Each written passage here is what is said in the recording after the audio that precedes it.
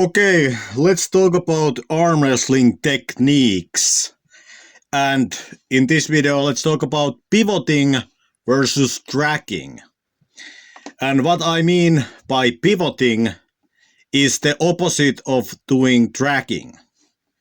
And here is the example. So, pivoting means that you are doing a movement which pivots around the elbow, which looks like this. Meaning that the elbow does not move, but you are pivoting the arm kind of like this. Alright? So this is pivoting in my arm wrestling vocabulary. Alright? So it's this kind of motion which doesn't have track in it, meaning the movement of the elbow. Alright? And this is weaker movement than the drag. And here is the example of the drag. This arm now does the drag motion. As you can see. Here the elbow moves. So both of these movements achieve the same thing, that they reposition the arm, the hand. They reposition the hand.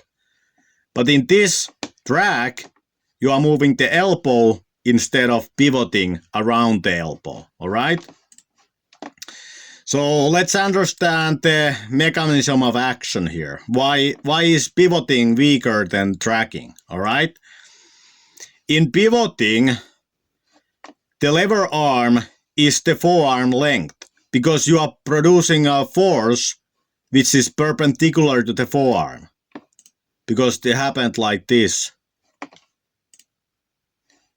In all of this motion, you are all the time producing a force vector which is perpendicular to the forearm. And hence the forearm length is therefore the lever arm to the elbow. Alright? But in tracking, when you do dragging, the force vector is not perpendicular to the forearm. As you can see. You are doing this kind of motion. So the lever arm is actually this purple dotted line, alright? Which is a lot shorter, therefore, than the forearm length. And therefore the tracking is a lot more powerful movement, alright? So let's look at examples of pivoting and tracking when they appear in arm wrestling match. In the match in which Janis and Tarasaitis were doing the match, you could see a very good example of pivoting versus tracking. And here is the example from Janis. Janis doing pivoting. Alright? As you can see, Janis is pivoting around the elbow. There is no movement of the elbow. He's pivoting around this elbow. Alright? Meaning that the force vector he creates is perpendicular to the forearm. Alright? But then if we look at the example from Tarasaitis, he does it like this. There is a lot more movement of the elbow. Obviously, what he does is a combination of pivoting and tracking. And that's how you should do it. But the point here is that you should have the track in it. You know? You shouldn't just rely on pivoting.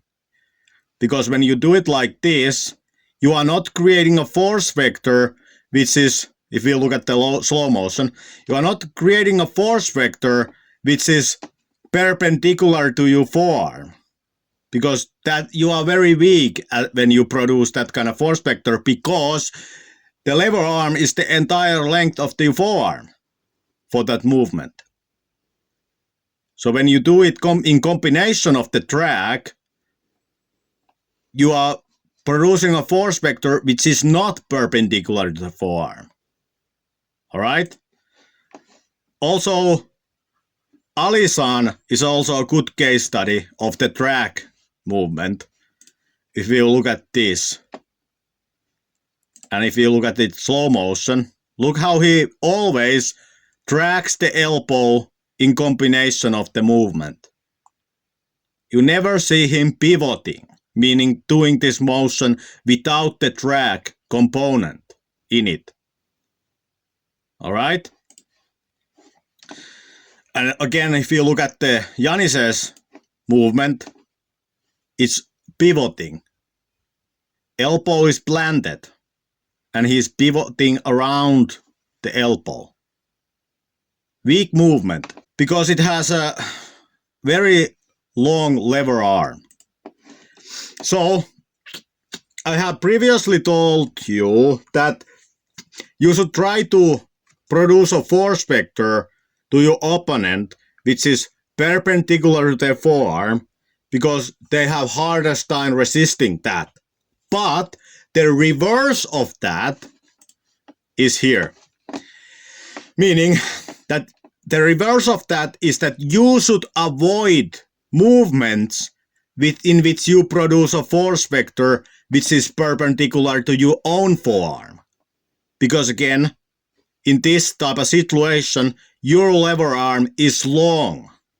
So you should ideally try to make a movement in which you are producing a force vector which is not perpendicular to your forearm, which your opponent has to resist so that their force vector is perpendicular to their forearm. Alright? Because in this situation, your lever arm is this pull line, whereas their lever arm is their forearm length, the red line. And if you compare them, you can see why your thing is superior to theirs. Because your lever arm is a lot shorter to theirs. Obviously, this doesn't show everything, and this looks like they are just doing elbow flexion, isometric elbow flexion. I get that. This is two-dimensional picture. In reality, you are doing the pocket pull, so that you are producing this kind of force vector. Meaning that you are not pivoting. Ideally, when you do the pocket pull, you don't want to pivot around the elbow, but you want to do the pocket pull with this kind of drag motion. Alright? So that you are always producing a force vector which is not perpendicular to the forearm. Because in this situation, this is your lever arm for this elbow flexion plus side pressure thing. Meaning that this joint, you know, every movement that your upper body produces to this forearm goes over the elbow joint, all right?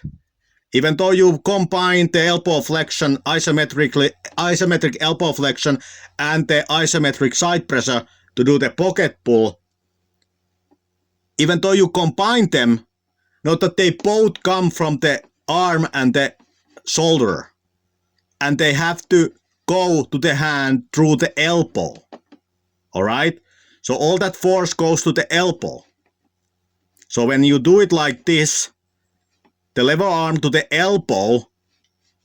elbow hand lever arm is this much, whereas if you do it like this with pivoting, it's this much. Alright? So, I'm not here trying to make an argument that Janis arm wrestlers poorly. I'm just using him as a case study of pivoting, alright? Which looks like this. You are just tilting this whole thing, pivoting around the elbow. And something also here worth mentioning is how Tarasaitis moves his elbow to defend. Not that he moves his elbow to this side of the pad, which means that now Janis is pushing down into his forearm partially, alright? Which again mechanically helps Tarasaitis. Which again another aspect of importance of moving your elbow. meaning that you don't want to pivot. In defending, you don't want to plant the elbow, and in attacking, you don't want to plant the elbow. I'm not saying that Janis wouldn't know this thing, but in this situation and match in general, there is very little elbow motion in Janis's style of pulling. All right? Be the reason whatever, that's objective reality. There is not much elbow motion. And if you look at Janis's elbow, you can see how it digs into this pad, meaning there is a lot of pressure pushing down, whereas Tarasaitis' elbow hovers over the pad. There is not that much impression on the pad from the elbow. All right? So, thing you should consider, pivoting versus tracking. And obviously the motion these guys do is a combination of the pivoting and tracking, meaning that obviously you cannot pin by purely tracking. There is some aspect of doing them together, but you should do them together and not just try to pivot alone. Pivoting is way weaker motion than combining it with the tracking. All right? That's all. Bye.